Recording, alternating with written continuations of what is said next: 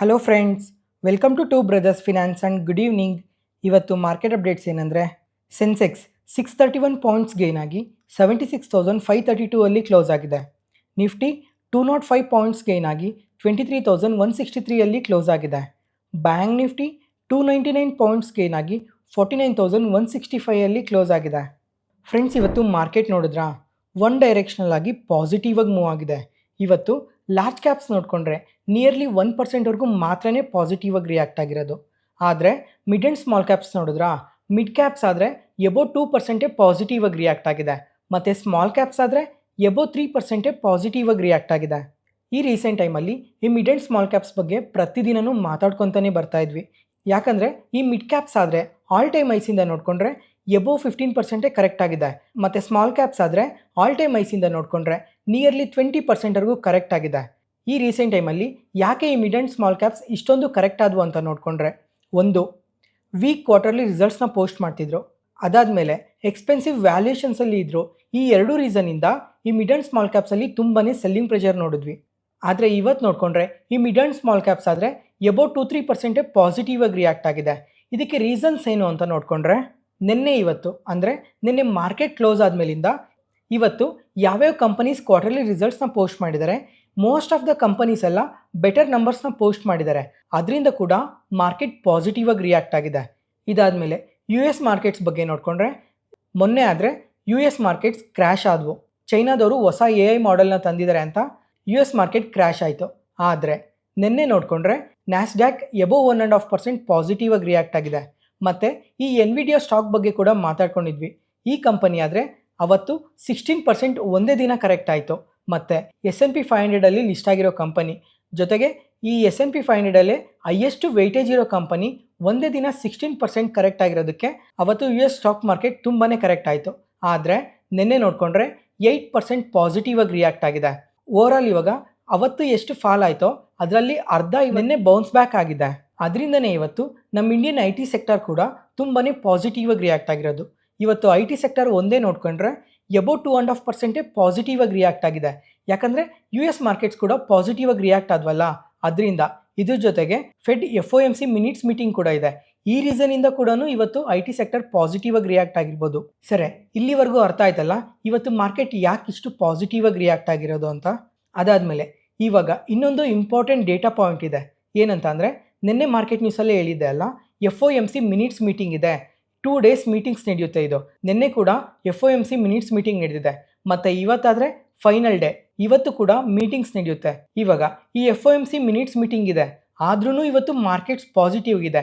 ಯಾಕಂದರೆ ಮಾರ್ಕೆಟ್ಸ್ ಈ FOMC ಮೀಟಿಂಗಲ್ಲಿ ಏನನ್ನ ಎಕ್ಸ್ಪೆಕ್ಟ್ ಮಾಡ್ತಾ ಇದ್ದಾರೆ ಅಂದರೆ, ಇವಾಗ ಪ್ರೆಸೆಂಟ್ ಈ ಮೀಟಿಂಗಲ್ಲೇನೋ ರೇಟ್ ಕಟ್ ಮಾಡಲ್ಲ ಅಂತ ಎಕ್ಸ್ಪೆಕ್ಟ್ ಮಾಡ್ತಾ ಇದ್ದಾರೆ. ಇದು ಕನ್ಫರ್ಮ್. ಅದಾದಮೇಲೆ ಇವಾಗ ರೀಸೆಂಟ್ ಟೈಮಲ್ಲಿ ಯಾವುದಾದ್ರೂ ಒಂದು US ಡೇಟಾ ವೀಕಾಗಿ ಬಂದಿತ್ತಾ ಅಂತ ನೋಡಿಕೊಂಡ್ರೆ ಯಾವುದೇ ಒಂದು ಡೇಟಾನು ವೀಕಾಗಿ ಬಂದಿರಲಿಲ್ಲ.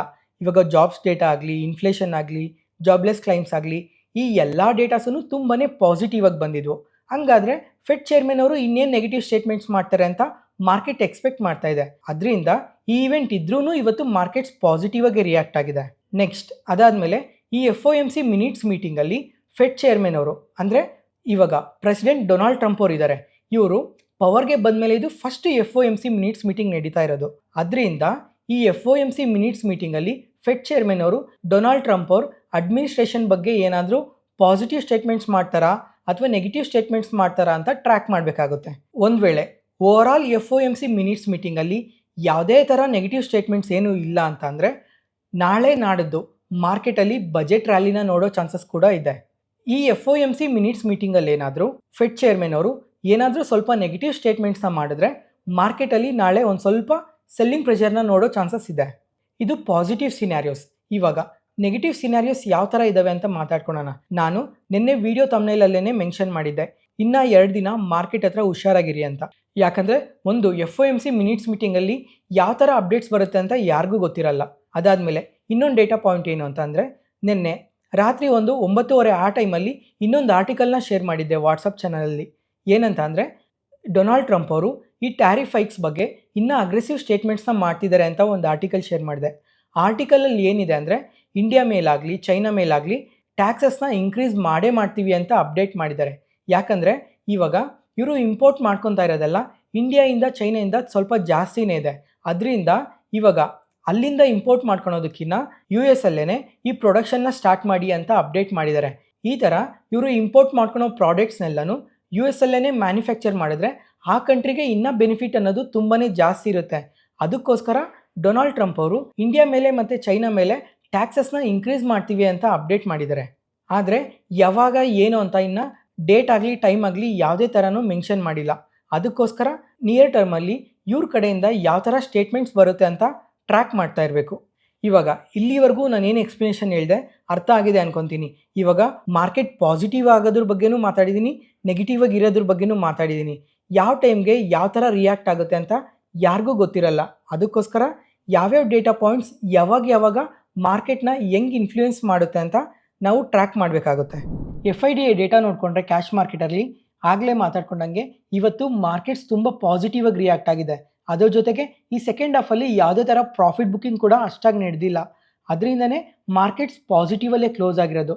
ಅದರಿಂದ ಇವತ್ತು ನೋಡಿ FIDA ಡೇಟಾದಲ್ಲಿ FIIs ಆದರೆ ಜಸ್ಟ್ 2,500 ಕೋಟಿ ಮಾತ್ರನೇ ಇವತ್ತು ಸೆಲ್ ಮಾಡಿರೋದು. DIs ಆದರೆ ನಿಯರ್ಲಿ 1,800 ಕೋಟಿ ಬೈ ಮಾಡಿದ್ದಾರೆ. ಈ FII selling time to time ಕಮ್ಮಿ ಆಗ್ತಾ ಬಂದು ಇವಾಗ ಮಾರ್ಕೆಟ್ಸ್ ನೋಡಿಕೊಂಡ್ರೆ ತುಂಬಾ ಕರೆಕ್ಟ್ ಆಗಿದೆ. ಇವಾಗ ನಾರ್ಮಲಿ ಅಟ್ರಾಕ್ಟಿವ್ ವ್ಯಾಲ್ಯೂಯೇಷನ್ಸಲ್ಲೇ ಬಂದಿದ್ದಾವೆ ಆದಷ್ಟು. ಅದಕ್ಕೋಸ್ಕರ FIIs ಏನಾದರೂ ನಮ್ಮ ಮಾರ್ಕೆಟಲ್ಲಿ ಇನ್ವೆಸ್ಟ್ಮೆಂಟ್ ಮಾಡೋದು ಶುರು ಮಾಡಿದ್ರೆ ನೆಕ್ಸ್ಟ್ ನಮ್ಮ ಮಾರ್ಕೆಟ್ಸ್ ಇನ್ನೂ ಪಾಸಿಟಿವ್ ಆಗಿ ರಿಯಾಕ್ಟ್ ಆಗೋ ಚಾನ್ಸಸ್ ತುಂಬಾ ಜಾಸ್ತಿ ಇದೆ. ನೋಡೋಣ ನೆಕ್ಸ್ಟ್ ಅವರು ಬೈ ಸೈಡಿಗೆ ಬರ್ತಾರಾ ಇಲ್ವಾ ಅಂತ. ಯಾವುದೇ ಪಾಯಿಂಟಲ್ಲಿ ನಾನು ಹೇಳೋ ಇನ್ಫಾರ್ಮೇಷನ್ ನಿಮಗೆ ಯೂಸ್ಫುಲ್ ಅನಿಸಿದ್ರೆ ಈ ವಿಡಿಯೋನ ಲೈಕ್ ಮಾಡಿ, ಮತ್ತು ನಿಮ್ಮ ಫ್ರೆಂಡ್ಸಲ್ಲಿ ಯಾರಿಗಾದ್ರೂ ಸ್ಟಾಕ್ ಮಾರ್ಕೆಟ್ ಬಗ್ಗೆ ಇಂಟ್ರೆಸ್ಟ್ ಇರೋರಿಗೆ ಈ ವಿಡಿಯೋಸ್ನ ಶೇರ್ ಮಾಡಿ, ಅವ್ರಿಗೂ ತುಂಬ ಉಪಯೋಗ ಆಗುತ್ತೆ. Next market key updates. First ಇವಾಗ ಆಟೋ ಸೆಕ್ಟರ್ ಬಗ್ಗೆ ಮಾತಾಡ್ಕೊಳ್ಳೋಣ. ಇವತ್ತು ಆಟೋ ಸೆಕ್ಟರ್ ಆದರೆ ನಿಯರ್ಲಿ 1.5% ಪಾಸಿಟಿವ್ ಆಗಿ ರಿಯಾಕ್ಟ್ ಆಗಿದೆ. ಯಾಕಂದರೆ TVS ಮೋಟರ್ಸ್ ಅವರು ಕ್ವಾರ್ಟರ್ಲಿ ರಿಸಲ್ಟ್ಸ್ನ ಪೋಸ್ಟ್ ಮಾಡಿದ್ದಾರೆ ನಿನ್ನೆ. ಇವ್ರ ರೆವೆನ್ಯೂಸ್ ಆದರೆ ಇಯರ್ ಆನ್ ಇಯರಲ್ಲಿ 10% ಗ್ರೋ ಆಗಿದೆ, ಮತ್ತು ಪ್ರಾಫಿಟ್ಸ್ ಆದರೆ 18% ಗ್ರೋ ಆಗಿದೆ, ಮತ್ತು ಕ್ವಾರ್ಟರ್ ಆನ್ ಕ್ವಾರ್ಟರಲ್ಲಿ ಮಾರ್ಜಿನ್ ಸಹ ಇಂಪ್ರೂವ್ ಆಗಿದೆ. ಓವರ್ ಆಲ್ ಪಾಸಿಟಿವ್ ರಿಸಲ್ಟ್ಸ್ನ ಪೋಸ್ಟ್ ಮಾಡಿದ್ದಾರೆ. ಅದರಿಂದನೇ ಲಾಸ್ಟ್ 2 ಸೆಷನ್ಸಲ್ಲಿ ನಿಯರ್ಲಿ 14%ವರೆಗೂ ಪಾಸಿಟಿವ್ ಆಗಿ ರಿಯಾಕ್ಟ್ ಆಗಿರೋದು. ನೆಕ್ಸ್ಟ್ ಅದಾದಮೇಲೆ ಇವತ್ತು ನಮ್ಮ ಮಾರ್ಕೆಟ್ ಟೈಮಲ್ಲೇ ಮಾರುತಿ ಸುಜುಕಿ ಅವರು ಕ್ವಾರ್ಟರ್ಲಿ ರಿಸಲ್ಟ್ಸ್ನ ಪೋಸ್ಟ್ ಮಾಡಿದ್ದಾರೆ. ಇವ್ರ ನಂಬರ್ಸ್ ನೋಡಿಕೊಂಡ್ರೆ ಟಾಪ್ ಲೈನಲ್ಲಿ ಎಲ್ಲನೂ ಬೆಟರ್ ನಂಬರ್ಸ್ನ ಪೋಸ್ಟ್ ಮಾಡಿದ್ದಾರೆ. ಇವಾಗ ಇವ್ರ ರಿಸಲ್ಟ್ಸ್ ನೋಡಿಕೊಂಡ್ರೆ ಇಯರ್ ಆನ್ ಇಯರಲ್ಲಿ ರೆವೆನ್ಯೂಸ್ ಆದರೆ 16% ಇನ್ಕ್ರೀಸ್ ಆಗಿದೆ, ಪ್ರಾಫಿಟ್ಸ್ ನೋಡಿಕೊಂಡ್ರೂ 16% ಇನ್ಕ್ರೀಸ್ ಆಗಿದೆ ಇಯರ್ ಆನ್ ಇಯರಲ್ಲಿ, ಮತ್ತು ಕ್ವಾರ್ಟರ್ ಆನ್ ಕ್ವಾರ್ಟರಲ್ಲಿ ನೋಡಿಕೊಂಡ್ರೂ ಬೆಟರ್ ಗ್ರೋತ್ನ ಪೋಸ್ಟ್ ಮಾಡಿದ್ದಾರೆ. ಇದ್ರ ಜೊತೆಗೆ ಅನಲಿಸ್ಟ್ ಎಸ್ಟಿಮೇಷನ್ಸ್ಗಿನ್ನ ಬೆಟರ್ ರಿಸಲ್ಟ್ಸ್ನ ಪೋಸ್ಟ್ ಮಾಡಿದ್ದಾರೆ. ಆದ್ರೂ ಇವತ್ತು ಶೇರ್ ಪ್ರೈಸ್ ಇಂಟರ್ಡೇ ಸೆಷನಲ್ಲಿ ಕರೆಕ್ಟ್ ಆಗಿದೆ. ಯಾಕಂದರೆ ಇವ್ರ ಮಾರ್ಜಿನ್ಸಲ್ಲಿ ಡ್ರಾಪ್ ಕಾಣ್ತಾ ಇದೆ ಅಂತ ಅಪ್ಡೇಟ್ ಮಾಡಿದ್ದಾರೆ. ಅದರಿಂದನೇ ಶೇರ್ ಪ್ರೈಸ್ ಫಾಲ್ ಆಗಿರೋದು. ಮತ್ತು ಈ ವಾಲ್ಯೂಮ್ಸ್ ನೋಡಿಕೊಂಡ್ರೂ ವಾಲ್ಯೂಮ್ಸಲ್ಲಿ ಒಳ್ಳೆ ಗ್ರೋತ್ನ ಪೋಸ್ಟ್ ಮಾಡಿದ್ದಾರೆ. ಓವರ್ ಆಲ್ ರಿಸಲ್ಟ್ಸ್ ನೋಡಿಕೊಂಡ್ರೆ ಪಾಸಿಟಿವ್ಗೆ ಪೋಸ್ಟ್ ಮಾಡಿದ್ದಾರೆ. ನೋಡೋಣ ನಾಳೆ ಮಾರ್ಕೆಟಲ್ಲಿ ಯಾವ ಥರ ರಿಯಾಕ್ಟ್ ಆಗುತ್ತೆ ಅಂತ. ಅದಾದಮೇಲೆ ಇವತ್ತು JBM ಆಟೋ ಈ ಕಂಪನಿ ಕೂಡ ಇವರು ಸಹ ಕ್ವಾರ್ಟರ್ಲಿ ರಿಸಲ್ಟ್ಸ್ನ ಪೋಸ್ಟ್ ಮಾಡಿದ್ದಾರೆ. ಇಯರ್ ಆನ್ ಇಯರಲ್ಲಿ ಇವ್ರ ರೆವೆನ್ಯೂಸ್ ನೋಡಿಕೊಂಡ್ರೆ 4% ಇನ್ಕ್ರೀಸ್ ಆಗಿದೆ, ಮತ್ತು ಪ್ರಾಫಿಟ್ಸ್ ಆದರೆ 8% ಇನ್ಕ್ರೀಸ್ ಆಗಿದೆ, ಮತ್ತು ಕ್ವಾರ್ಟರ್ ಆನ್ ಕ್ವಾರ್ಟರಲ್ಲಿ ಚೆಕ್ ಮಾಡಿಕೊಂಡ್ರೂ ಬೆಟರ್ ನಂಬರ್ಸ್ನ ಪೋಸ್ಟ್ ಮಾಡಿದ್ದಾರೆ. ಅದರಿಂದನೇ ಇವತ್ತು 2% ಪಾಸಿಟಿವ್ ಆಗಿ ರಿಯಾಕ್ಟ್ ಆಗಿರೋದು. ನೆಕ್ಸ್ಟ್ ಅದಾದಮೇಲೆ ಇವಾಗ ನಮ್ಮ ಮಾರ್ಕೆಟ್ ಕ್ಲೋಸ್ ಆದಮೇಲೆ ಟಾಟಾ ಮೋಟರ್ಸ್ ಅವರು ಕ್ವಾರ್ಟರ್ಲಿ ರಿಸಲ್ಟ್ಸ್ನ ಪೋಸ್ಟ್ ಮಾಡಿದ್ದಾರೆ. ಇವ್ರ ರಿಸಲ್ಟ್ಸ್ ನೋಡಿಕೊಂಡ್ರೆ ಇಯರ್ ಆನ್ ಇಯರಲ್ಲಿ ಪ್ರಾಫಿಟ್ಸ್ ಆದರೆ 22% ಡ್ರಾಪ್ ಆಗಿದೆ, ಮತ್ತು ಮಾರ್ಜಿನ್ಸಲ್ಲೂ ಸ್ವಲ್ಪ ವೀಕ್ನೆಸ್ ಕಾಣ್ತಾ ಇದೆ. ಅದಾದಮೇಲೆ JLR ಸೇಲ್ಸ್ ಇದೆ ಅಲ್ಲ, ಇದರಲ್ಲೂ ಸ್ವಲ್ಪ ಸ್ಲೋ ಡೌನ್ ಇದೆ. ಮತ್ತು ಸೆಗ್ಮೆಂಟ್ ವೈಸಲ್ಲಿ ನೋಡಿಕೊಂಡ್ರೆ ಈ ಕಮರ್ಷಿಯಲ್ ವೆಹಿಕಲ್ಸಲ್ಲೂ ಕೂಡ 8% ಡ್ರಾಪ್ ಕಾಣ್ತಾ ಇದೆ, ಮತ್ತು ಪ್ಯಾಸೆಂಜರ್ ವೆಹಿಕಲ್ ಸೆಗ್ಮೆಂಟಲ್ಲಿ ನೋಡಿಕೊಂಡ್ರೆ 4% ಡ್ರಾಪ್ ಕಾಣ್ತಾ ಇದೆ. ಓವರ್ ಆಲ್ ವೀಕ್ ರಿಸಲ್ಟ್ಸ್ನ ಪೋಸ್ಟ್ ಮಾಡಿದ್ದಾರೆ. ನೋಡೋಣ ನಾಳೆ ಮಾರ್ಕೆಟಲ್ಲಿ ಯಾವ ಥರ ರಿಯಾಕ್ಟ್ ಆಗುತ್ತೆ ಅಂತ. ನೆಕ್ಸ್ಟ್ ಅದಾದಮೇಲೆ ಸುಜ್ಲಾನ್ ಎನರ್ಜಿ ಈ ಕಂಪನಿ ನೋಡಿದ್ರೆ ಇವತ್ತು ಇಂಟರ್ಡೇ ಸೆಷನಲ್ಲಿ 5% ಪಾಸಿಟಿವಲ್ಲಿ ಸರ್ಕ್ಯೂಟ್ ಲಾಕ್ ಆಗಿದೆ. ಯಾಕಂದರೆ ಇವರು ಬೆಟರ್ ಕ್ವಾರ್ಟರ್ಲಿ ನಂಬರ್ಸ್ನ ಪೋಸ್ಟ್ ಮಾಡಿದ್ದಾರೆ. ಇವ್ರ ರೆವೆನ್ಯೂಸ್ ನೋಡಿಕೊಂಡ್ರೆ ಇಯರ್ ಆನ್ ಇಯರಲ್ಲಿ 91% ಇನ್ಕ್ರೀಸ್ ಆಗಿದೆ, ಪ್ರಾಫಿಟ್ಸ್ ನೋಡಿಕೊಂಡ್ರೂ 91% ಇನ್ಕ್ರೀಸ್ ಆಗಿದೆ. ಕ್ವಾರ್ಟರ್ ಆನ್ ಕ್ವಾರ್ಟರ್ಲಿ ರೆವೆನ್ಯೂಸಲ್ಲಿ ಮತ್ತು ಪ್ರಾಫಿಟ್ಸಲ್ಲಿ ಒಳ್ಳೆ ಗ್ರೋತ್ನ ಪೋಸ್ಟ್ ಮಾಡಿದ್ದಾರೆ. ಅದರಿಂದನೇ ಇವತ್ತು ಇಷ್ಟು ಪಾಸಿಟಿವ್ ಆಗಿ ರಿಯಾಕ್ಟ್ ಆಗಿರೋದು. ಇದ್ರ ಜೊತೆಗೆ ಇವರು ಆರ್ಡರ್ ಬುಕ್ ಕೂಡ ಇನ್ಕ್ರೀಸ್ ಮಾಡ್ಕೊತಾ ಇದ್ದೀವಿ ಅಂತ ಸಹ ಪಾಸಿಟಿವ್ ಸ್ಟೇಟ್ಮೆಂಟ್ಸ್ನ ಮಾಡಿದ್ದಾರೆ. ಈ ಓವರ್ ಆಲ್ ಪಾಸಿಟಿವ್ ಸ್ಟೇಟ್ಮೆಂಟ್ಸಿಂದನೇ ಇವತ್ತು ಸುಜ್ಲಾನ್ ಎನರ್ಜಿ ಸ್ಟಾಕ್ ತುಂಬಾ ಪಾಸಿಟಿವ್ ಆಗಿ ರಿಯಾಕ್ಟ್ ಆಗಿರೋದು. ಅದಾದಮೇಲೆ ಇದೇ ಸೆಗ್ಮೆಂಟಲ್ಲಿ ವರ್ಕ್ ಮಾಡೋ ಐನಾಕ್ಸ್ ವಿಂಡ್ ಕಂಪನಿ ನೋಡಿದ್ರಾ ಇವತ್ತು ಇಂಟರ್ಡೇ ಸೆಷನಲ್ಲಿ 20% ಸರ್ಕ್ಯೂಟ್ ಲಾಕ್ ಆಗಿದೆ. ಯಾಕಂದರೆ ಈ ಕಂಪನಿ January 31 ಕ್ವಾರ್ಟರ್ಲಿ ರಿಸಲ್ಟ್ಸ್ನ ಪೋಸ್ಟ್ ಮಾಡ್ತಾರೆ. ಇವಾಗ ಸುಜ್ಲಾನ್ ಎನರ್ಜಿ ಈ ಥರ ರಿಸಲ್ಟ್ಸ್ನ ಪೋಸ್ಟ್ ಮಾಡಿರೋದಕ್ಕೆ ಈ ಅಯೋನೆಕ್ಸ್ ವಿಂಡ್ ಕಂಪನಿ ಕೂಡ ಬೆಟರ್ ರಿಸಲ್ಟ್ಸ್ನ ಪೋಸ್ಟ್ ಮಾಡ್ತಾರೆ ಅಂತ ಇವತ್ತು ಹೆವಿ ವಾಲ್ಯೂಮ್ ಬೈಯಿಂಗ್ ನಡೆದಿದೆ. ಅದರಿಂದನೇ 20% ಪಾಸಿಟಿವಲ್ಲಿ ಸರ್ಕ್ಯೂಟ್ ಲಾಕ್ ಆಗಿರೋದು. ನೋಡೋಣ ಇವರು ಯಾವ ಥರ ರಿಸಲ್ಟ್ಸ್ನ ಪೋಸ್ಟ್ ಮಾಡ್ತಾರೆ ಅಂತ. ಈ ರೀಸೆಂಟ್ ಟೈಮಲ್ಲಿ ಗೌರ್ಮೆಂಟ್ ಅವರು ಎಥನಾಲ್ ಪ್ರೈಸಸ್ನ ರೈಸ್ ಮಾಡ್ತಾರೆ ಅಂತ ಅಪ್ಡೇಟ್ ಮಾಡಿದ್ದೆ. ಇವತ್ತು ಗೌರ್ಮೆಂಟ್ ಕಡೆಯಿಂದ ಅಪ್ಡೇಟ್ ಬಂದಿದೆ. ಈ ಬಿ ಹೆವಿ ಮೊಲಾಸಿಸ್ ಮೇಲೆ ಮತ್ತು ಸಿ ಹೆವಿ ಮೊಲಾಸಿಸ್ ಮೇಲೆ ಪ್ರೈಸಸ್ನ ಹೈಕ್ ಮಾಡ್ತೀವಿ ಅಂತ ಅಪ್ಡೇಟ್ ಮಾಡಿದ್ದಾರೆ. ಅದರಿಂದನೇ ಇವತ್ತು ಈ ಶುಗರ್ ಸ್ಟಾಕ್ಸ್ ಎಲ್ಲ ತುಂಬಾ ಪಾಸಿಟಿವ್ ಆಗಿ ರಿಯಾಕ್ಟ್ ಆಗಿರೋದು. ನೆಕ್ಸ್ಟ್ ಆಮೆ ಆರ್ಗಾನಿಕ್ಸ್. ಈ ಕಂಪನಿ ನೋಡಿದ್ರೆ ಇವತ್ತು ಇಂಟರ್ಡೇ ಸೆಷನಲ್ಲಿ ಶೇರ್ ಪ್ರೈಸ್ ನಿಯರ್ಲಿ 18%ವರೆಗೂ ಪಾಸಿಟಿವ್ ಆಗಿ ರಿಯಾಕ್ಟ್ ಆಗಿದೆ. ಯಾಕಂದರೆ ಇವರು ಬೆಟರ್ ಕ್ವಾರ್ಟರ್ಲಿ ರಿಸಲ್ಟ್ಸ್ನ ಪೋಸ್ಟ್ ಮಾಡಿದ್ದಾರೆ. ಇವರು ಸ್ಪೆಷಾಲಿಟಿ ಕೆಮಿಕಲ್ ಸೆಗ್ಮೆಂಟಲ್ಲಿ ವರ್ಕ್ ಮಾಡ್ತಾರೆ. ಇವ್ರ ರಿಸಲ್ಟ್ಸ್ ನೋಡಿಕೊಂಡ್ರೆ ಇಯರ್ ಆನ್ ಇಯರಲ್ಲಿ ರೆವಿನ್ಯೂಸ್ ಆದರೆ 65% ಇನ್ಕ್ರೀಸ್ ಆಗಿದೆ, ಪ್ರಾಫಿಟ್ಸ್ ಆದರೆ 168% ಇನ್ಕ್ರೀಸ್ ಆಗಿದೆ, ಮತ್ತು ಇಯರ್ ಆನ್ ಇಯರಲ್ಲಾಗಲಿ ಕ್ವಾರ್ಟರ್ ಆನ್ ಕ್ವಾರ್ಟರಲ್ಲಾಗಲಿ ಮಾರ್ಜಿನ್ ಸಹ ಇಂಪ್ರೂವ್ ಆಗಿದೆ. ಓವರಾಲ್ ಎಕ್ಸ್ಟ್ರಾರ್ಡನರಿ ರಿಸಲ್ಟ್ಸ್ನ ಪೋಸ್ಟ್ ಮಾಡಿದ್ದಾರೆ. ಅದರಿಂದನೇ ಇವತ್ತು ಇಷ್ಟು ಪಾಸಿಟಿವ್ ಆಗಿ ರಿಯಾಕ್ಟ್ ಆಗಿರೋದು. ಇವಾಗ ಈ ಕಂಪನಿ PE ನೋಡಿ ಎಬೋ 70 ಇದೆ, ಆದ್ರೂ ಇವರು ಬೆಟರ್ ರಿಸಲ್ಟ್ಸ್ನ ಪೋಸ್ಟ್ ಮಾಡಿದ್ದಾರೆ. ಅದರಿಂದನೇ ಮಾರ್ಕೆಟ್ ಈ ಕಂಪನಿಗೆ ಇನ್ನೂ ಗ್ರೋತ್ ಚೆನ್ನಾಗಿರ್ಬೋದು ಅಂತ ಈ ಥರ ಹೈಯರ್ ವ್ಯಾಲ್ಯೂಷನಲ್ಲೂ ಇಷ್ಟು ಪಾಸಿಟಿವ್ ಆಗಿ ರಿಯಾಕ್ಟ್ ಆಗೋ ಚಾನ್ಸಸ್ ಇರುತ್ತೆ. ಎಂದೇ ಆಗಲಿ ಮಾರ್ಕೆಟ್ಗೆ ಏನು ಬೇಕಾಗುತ್ತೆ ಅಂದರೆ ಟೈಮ್ ಟು ಟೈಮ್ ಇವರು ಯಾವ ಥರ ಪರ್ಫಾರ್ಮೆನ್ಸ್ ಇದೆ ಇವ್ರ ಬಿಸ್ನೆಸ್ಸಲ್ಲಿ ಅಂತ ಟ್ರ್ಯಾಕ್ ಮಾಡ್ತಾರೆ. ಅದರಿಂದನೇ ಯಾವುದೇ ಕಂಪನಿಗಾಗಲಿ ಕ್ವಾರ್ಟರ್ಲಿ ರಿಸಲ್ಟ್ಸ್ ಅನ್ನೋದು ತುಂಬಾ ಇಂಪಾರ್ಟೆಂಟ್ ಆಗಿರುತ್ತೆ. ಈ ಥರ ಬೆಟರ್ ನಂಬರ್ಸ್ನ ಪೋಸ್ಟ್ ಮಾಡಿದ್ರೆ ಇದೇ ಥರನೇ ಬೆಟರಾಗಿ ಗ್ರೋತ್ ಸಹ ನಾವು ನೋಡ್ಬೋದು. ಮತ್ತು ಇವಾಗ ಮಾರ್ಕೆಟ್ ಕ್ಲೋಸಿಂಗಲ್ಲಿ ನೋಡಿಕೊಂಡ್ರೆ 20% ಅಪ್ಪರ್ ಸರ್ಕ್ಯೂಟಲ್ಲಿ ಲಾಕ್ ಆಗಿದೆ. Next KPIT technologies. ಇವತ್ತು ನಮ್ಮ ಮಾರ್ಕೆಟ್ ಟೈಮಲ್ಲಿ ಕ್ವಾರ್ಟರ್ಲಿ ರಿಸಲ್ಟ್ಸ್ನ ಪೋಸ್ಟ್ ಮಾಡಿದ್ದಾರೆ. ಇವಾಗ ಈ ಕಂಪನಿ ಆಲ್ ಟೈಮ್ ಐಸಿಂದ ನೋಡಿಕೊಂಡ್ರೆ 35% ಕರೆಕ್ಟ್ ಆಗಿದೆ. ಯಾಕಂದರೆ ಈ ಆಟೋ ಸೆಗ್ಮೆಂಟಲ್ಲಿ ಯಾವುದೇ ಥರ ಗ್ರೋತ್ ಇಲ್ಲ ಅಂತ ಲಾಸ್ಟ್ 2-3 ಮಂತ್ಸಲ್ಲಿ ಈ ಶೇರ್ ಪ್ರೈಸ್ ತುಂಬಾ ಕರೆಕ್ಟ್ ಆಗೋಗಿತ್ತು. ಆದರೆ ಇವತ್ತು ಕ್ವಾರ್ಟರ್ಲಿ ರಿಸಲ್ಟ್ಸ್ನ ಪೋಸ್ಟ್ ಮಾಡಿದ್ದಾರೆ. ಈ ರಿಸಲ್ಟ್ಸಲ್ಲಿ ನೋಡಿದ್ರೂ ಅಂಥ ಎಕ್ಸ್ಟ್ರಾರ್ಡಿನರಿ ನಂಬರ್ಸ್ ಏನು ಪೋಸ್ಟ್ ಮಾಡಿಲ್ಲ. ಆದ್ರೂ ಇವತ್ತು ಶೇರ್ ಪ್ರೈಸ್ ಇಂಟರ್ಡೇ ಸೆಷನಲ್ಲಿ ನೋಡಿಕೊಂಡ್ರೆ ನಿಯರ್ಲಿ 9%ವರೆಗೂ ಪಾಸಿಟಿವ್ ಆಗಿ ರಿಯಾಕ್ಟ್ ಆಗಿದೆ. ಫಸ್ಟ್ ಇವಾಗ ಈ ಕಂಪನಿ ಯಾವ ಥರ ರಿಸಲ್ಟ್ಸ್ನ ಪೋಸ್ಟ್ ಮಾಡಿದ್ದಾರೆ ಅಂತ ನೋಡ್ಕೊಳ್ಳೋಣ. ಇವಾಗ ಇವ್ರ ರೆವಿನ್ಯೂಸ್ ನೋಡಿಕೊಂಡ್ರೆ ಇಯರ್ ಆನ್ ಇಯರಲ್ಲಾದರೆ 18% ಗ್ರೋತ್ ಇದೆ. ಅದಾದಮೇಲೆ ಪ್ರಾಫಿಟ್ಸ್ ಆದರೆ 21% ಗ್ರೋತ್ ಇದೆ. ಇದೇನೋ ಇಯರ್ ಆನ್ ಇಯರ್ ಕಂಪ್ಯಾರಿಸನಲ್ಲಿ ಬೆಟರ್ ನಂಬರ್ಸ್ನ ಪೋಸ್ಟ್ ಮಾಡಿದ್ದಾರೆ. ಆದರೆ ಕ್ವಾರ್ಟರ್ ಆನ್ ಕ್ವಾರ್ಟರಲ್ಲಿ ನೋಡಿಕೊಂಡಾಗ ರೆವಿನ್ಯೂಸಲ್ಲಿ ಯಾವುದೇ ಥರ ಗ್ರೋತ್ ಇಲ್ಲ, ಮತ್ತು ಪ್ರಾಫಿಟ್ಸಲ್ಲಿ ನೋಡಿಕೊಂಡ್ರೂ ಕ್ವಾರ್ಟರ್ ಆನ್ ಕ್ವಾರ್ಟರಲ್ಲಿ ಡ್ರಾಪ್ ಕಾಣ್ತಾ ಇದೆ. ಮತ್ತು ಶೇರ್ ಪ್ರೈಸ್ ಯಾಕೆ ಇವತ್ತು ಇಷ್ಟು ಪಾಸಿಟಿವ್ ಆಗಿ ರಿಯಾಕ್ಟ್ ಆಗಿದೆ ಅಂತಂದರೆ ಇವ್ರ ಮ್ಯಾನೇಜ್ಮೆಂಟ್ ಅವರು ಗೈಡೆನ್ಸ್ನ ಪಾಸಿಟಿವ್ ಆಗಿ ಕೊಟ್ಟಿದ್ದಾರೆ. ಅದರಿಂದನೇ ಶೇರ್ ಪ್ರೈಸ್ ಇವತ್ತು ಇಷ್ಟು ಪಾಸಿಟಿವ್ ಆಗಿ ರಿಯಾಕ್ಟ್ ಆಗಿರೋದು. Next JSW energy. ಈ ಕಂಪನಿ ಸಹ ಕ್ವಾರ್ಟರ್ಲಿ ರಿಸಲ್ಟ್ಸ್ನ ಪೋಸ್ಟ್ ಮಾಡಿದ್ದಾರೆ. ಇವರು ಕಂಪ್ಲೀಟ್ಲಿ ವೀಕ್ ರಿಸಲ್ಟ್ಸ್ನ ಪೋಸ್ಟ್ ಮಾಡಿದ್ದಾರೆ. ಇಯರ್ ಆನ್ ಇಯರಲ್ಲಿ ಇವ್ರ ರೆವೆನ್ಯೂಸ್ ನೋಡಿಕೊಂಡ್ರೆ 4% ಡ್ರಾಪ್ ಆಗಿದೆ, ಮತ್ತು ಕ್ವಾರ್ಟರ್ ಆನ್ ಕ್ವಾರ್ಟರಲ್ಲಿ ನೋಡಿಕೊಂಡ್ರೆ ಎಬೋ 15% ಡ್ರಾಪ್ ಆಗಿದೆ, ಮತ್ತು ಪ್ರಾಫಿಟ್ಸ್ ನೋಡಿಕೊಂಡ್ರೂ ಇಯರ್ ಆನ್ ಇಯರಲ್ಲಿ 32% ಡ್ರಾಪ್ ಆಗಿದೆ, ಮತ್ತು ಕ್ವಾರ್ಟರ್ ಆನ್ ಕ್ವಾರ್ಟರಲ್ಲಿ ಮಾರ್ಜಿನ್ ಸಹ ಡ್ರಾಪ್ ಆಗಿದೆ. ಓವರಾಲ್ ಕಂಪ್ಲೀಟ್ಲಿ ವೀಕ್ ರಿಸಲ್ಟ್ಸ್ನ ಪೋಸ್ಟ್ ಮಾಡಿದ್ದಾರೆ. ಅದರಿಂದನೇ ಇವತ್ತು ಮಾರ್ಕೆಟ್ ಓಪನಿಂಗ್ ಟೈಮಲ್ಲಿ ನೋಡಿಕೊಂಡ್ರೆ ನಿಯರ್ಲಿ 10% ಡ್ರಾಪ್ ಆಗಿತ್ತು, ಮತ್ತು ಮಾರ್ಕೆಟ್ ಸ್ವಲ್ಪ ಪಾಸಿಟಿವ್ ಸೆಂಟಿಮೆಂಟಲ್ಲಿ ಇದ್ದಿದ್ದಕ್ಕೆ ಶೇರ್ ಪ್ರೈಸ್ ಕೂಡ ಸ್ವಲ್ಪ ರಿಕವರ್ ಆಗಿದೆ. ನೆಕ್ಸ್ಟ್ ಇವತ್ತು NMDC national mineral development corporation. ಈ ಕಂಪನಿಯಿಂದ ಒಂದು ಇಂಟ್ರೆಸ್ಟಿಂಗ್ ಅಪ್ಡೇಟ್ ಬಂದಿದೆ. ಇದೊಂದು ಎಲ್ಲರಿಗೂ ಗೊತ್ತಿರೋ ಹಾಗೆ ನವರತ್ನ PSU ಕಂಪನಿ. ಇವರು ಮೈನಿಂಗ್ ಮತ್ತು ಮಿನರಲ್ ಸೆಕ್ಟರಲ್ಲಿ ವರ್ಕ್ ಮಾಡ್ತಾರೆ. ಇವರು ಇಂಡಿಯಾದಲ್ಲೇ ಲಾರ್ಜೆಸ್ಟ್ ಐರನ್ ಓರ್ ಪ್ರೊಡ್ಯೂಸರ್, ಮತ್ತು ದೇಶದಾದ್ಯಂತ ತುಂಬ ಮೈನ್ಸ್ ಇದ್ದಾವೆ ಇವ್ರಿಗೆ. ಇವರು 70,000 crore ಕೆಪಾಸಿಟಿ ಎಕ್ಸ್ಪೆನ್ಷನ್ ಬಗ್ಗೆ ಅಪ್ಡೇಟ್ ಮಾಡಿದ್ದಾರೆ. ನೆಕ್ಸ್ಟ್ 5 ಇಯರ್ಸಲ್ಲಿ ಇನ್ವೆಸ್ಟ್ ಮಾಡ್ತೀವಿ ಅಂತ ಹೇಳಿದ್ದಾರೆ. 100 metric ton per annum capacity ಕೂಡ ಇನ್ಕ್ರೀಸ್ ಮಾಡ್ಕೊತೀವಿ ಅಂತ ಹೇಳಿದ್ದಾರೆ.